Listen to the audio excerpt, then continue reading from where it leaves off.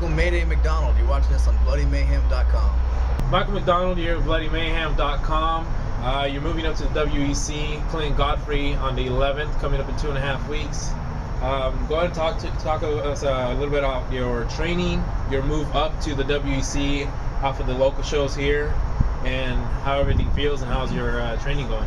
Well, I feel good. Everything's been hard, man. I've just been training hardest, the hardest I've ever worked for a fight over a long period of time. You know, I just been working hard. That's the main thing is I've just been working hard, man. I'm just ready to go. That's the main thing. I just want to get this over with. I'm ready to do it. Well, your last fight, you know, obviously ended in a great knockout. You got the bout that you wanted. It's a nice strap. Yeah, Tachi Palace Fights. It's a good organization to fight out of. You had a few fights there. The WEC is obviously a bigger organization. It's known worldwide. The 135-pound division right now is super stacked. You know, Clint Godfrey is a good opponent. You signed a 6-fight contract, so hopefully in those 6 fights you're going to fight everyone. Is anyone in that list of fighters that you'd like to fight, or hopefully one day get to fight?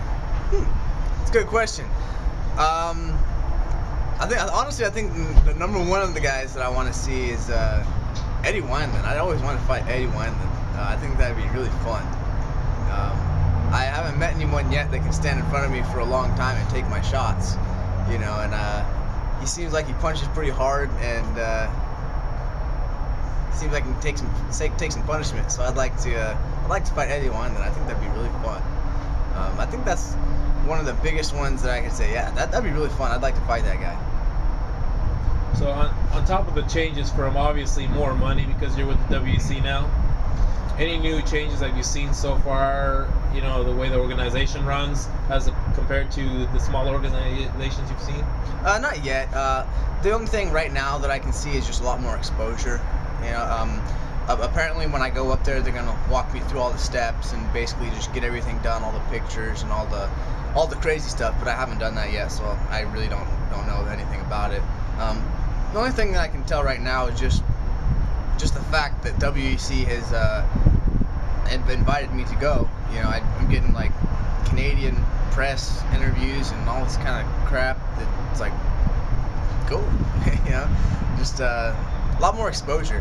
Yeah, that's the biggest thing that I can see, but I haven't gotten anything yet. But Bloody Mayhem still is the best press you've negotiated and talked to it, right? Yeah. Of course. You know, is your training any differently now? I mean, you feel the need to step up because you're moving into a bigger organization, or you always thought your training has always been there for you and it shouldn't, you know, you're not going to be changing anything? It's not exactly a factor with my training. The biggest factor is if I want it, and I want this bad. You know, when I'm motivated, I'm a very hard person to deal with. You know, that's the biggest thing for me is if I want something, I'm gonna get it. You know, when I fought Colescavito the first time, I didn't care. You know, and when I fought Manny Tapia, when I fought Colescavito the second time, I wanted it. Nothing was gonna stop me. You know, and I want this. I really feel like I'm gonna go in there and. I feel like I should be, you know, get fight of the night, knockout of the night, something like that. Not fight of the night because it shouldn't go that long. But I really feel like I'm gonna go in there and handle business. You know, that's the biggest thing is when I'm motivated, I handle business. But training, of course, it's got more serious. You know, it's got more intense. We've incorporated a few different things, but nothing major, no major transitions. Like you said before, you're the TPF 135-pound champ. Does that mean you're going to relinquish the bout? You're going to come back and defend it if the WEC allows you to, or what do you plan to do with that?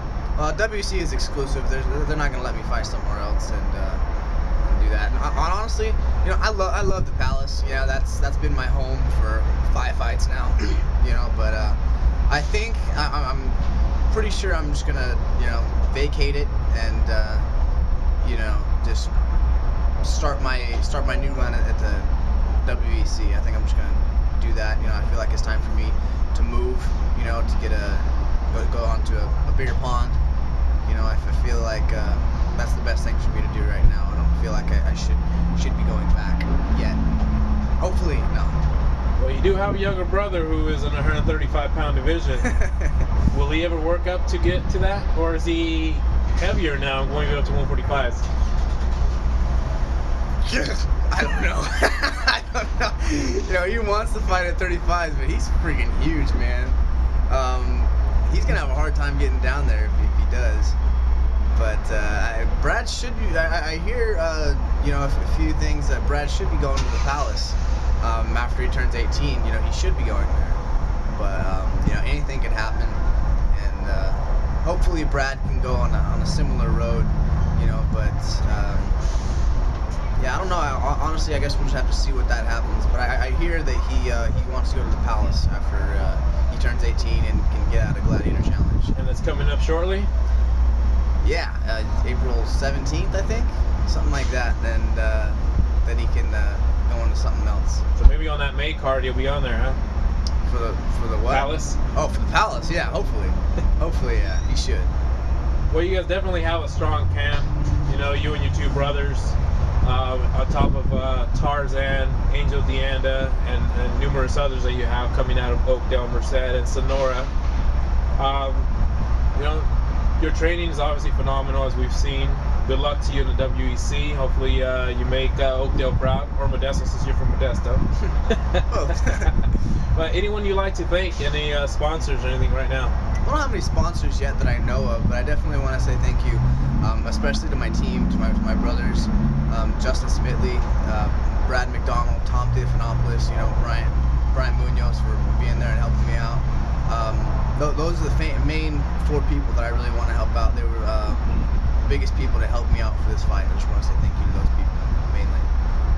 All right, well, thank you for your time, and thank you, Justin Smitley, for holding the camera for me. No problem. And good luck in 2.5 weeks on the 11th. Thank you, sir.